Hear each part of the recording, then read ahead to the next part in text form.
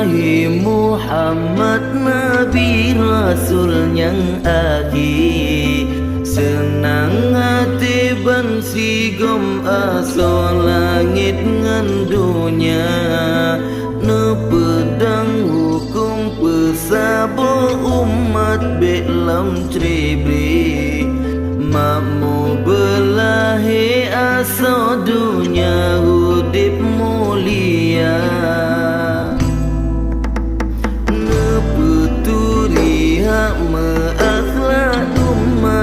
Bumonyo dekabu betau uju peria bet